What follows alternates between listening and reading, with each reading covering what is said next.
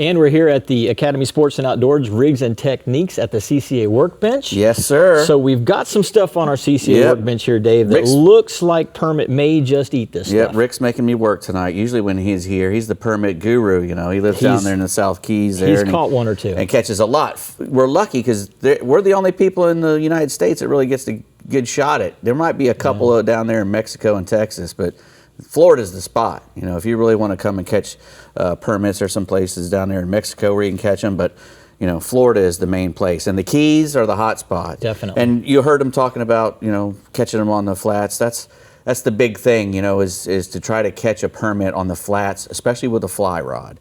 Once you do that, you know, you've done something. It's a hard fish to catch because he's got a great big eyeball. Oh, yeah. He's broad fish. He's a jack, so he's very strong. All the jacks are very strong fish. Athletes. Exactly. Athletes. They're athletes, and so he's a great fish to target on the flats. Although he's very skittish when he gets up on the flats. You also heard all these guys telling about how they catch him in deep water on the reefs and wrecks. Yeah. That's their normal place. You know, once they get up on those flats and stuff, you know, that's like they're scrounging for some good crabs and crustaceans. You know, they like hard bottom flats. Well, they're a jack, so they're accustomed to moving in quickly through water. Correct. You know, a lot of people don't really think of permit as fast fish, but when permit are on a flat, they're much faster than they are out on a wreck. They're moving and they're looking and they're creating, in many cases, a V-wake down the flat. And so that's what a lot of times you can see them on those deeper edges. You'll actually see the push on a calm day. And like you say, long cast, because they got big eyes. Right. They can see a long way. If you're up there waving the buggy whip around, they're like, oh, looky there. And they get spooked real quickly, yes, too. Yes, they do. You know, yes, they do. That's the bad thing. And so those long casts are really important.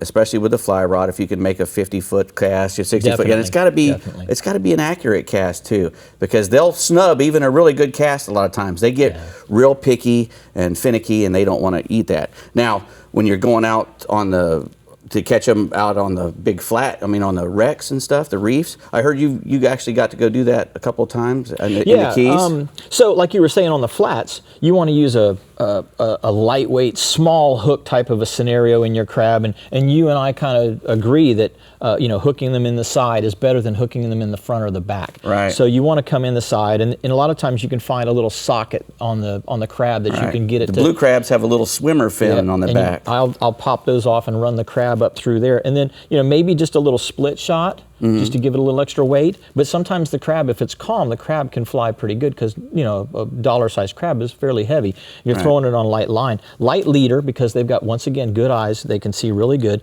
But out on the wrecks, that's where I've actually caught more fish. And, you know, I find that throughout my Central East region, 50 to 80-foot wrecks seem to hold more permit than any of those. A wreck like the Manna Camp is a great wreck. It's a long way from the port. Not a lot of people go to it, but when you get there, there's a lot of times in the summertime, there's permit there. And what we do there is we use a jig head, like this Bass Assassin. And one of the things, where did that other one go? Here's one. You got it? Oh, I took that other one away. Okay. So the ones that have the barbs on them here, or 3 or 4 of them in a row. Or 3 or 4 like little cones, don't work as good. So this Bass Assassin has just this little tiny stopper on it, and that's it. And what you want to do is you want to run your crab, once again, sideways, up through it like that. And if it's a bigger crab, you can actually kind of thread it like you would a worm, where you would take it and thread it into the crab a little farther and have it come out like this. And that way the jig head is hidden a little more, and yet the crab itself is still got plenty of hook gap between the point and the shell, and that's imperative. When they bite it, you've got to be able to get. It's got to be a gap. Get that gap in there to hook those fish. Right. But that is probably the #1 way that I catch permit when I catch them, either in the Keys or up in the Central Florida region. The smooth shaft also, when you're trying to push those cones through a hard crab, it breaks the crab. It cracks the crab. It cracks in the same way with any kind of crustacean, really. So it's better. Now you're going to be using like a 3,000 or a 4,000?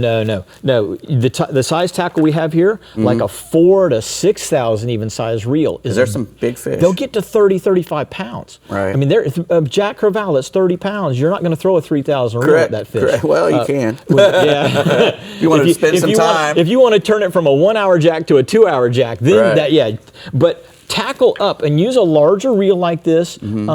In a larger, heavier rod that's basically a 15 to 20 pound class rod at least, and you're going to do a lot better on those wreck fish than you will if you try to throw something a little bit lighter at them. That is for sure. Now for fly rods, you want to use like a 9 weight. Yeah, I'm a 9-10 guy. 9-10 and a crab fly. We got real quick. We got a couple crab flies here. Yeah, something like these. Yeah. And also a Crazy Charlie is also a fly that works good for them. A shrimp in it. So a flat scenario, you would want to use that, but they make bigger flies. They make bigger crabs, and so those offshore permit can actually be caught on bigger crab flies. Right. And a little Crazy Charlie and I kind of cheat a little bit. I'm not a purist. I'll take a little bit of scent and rub on my fly, a little crab scent and put on it, you know. Well, you know, fish bites also works good if you put them on a jig. I catch them in the surf. You catch them in the surf. All the way up to Playa Linda Beach and Cape Canaveral. I use fish bites, and you know, if you're really wanting to target a permit in the surf, a calico crab on a single dropper rig, a little bit off the bottom. That's the thing to do it from Fort Pierce all the way up to where I live. So Cape Canaveral. There you have it.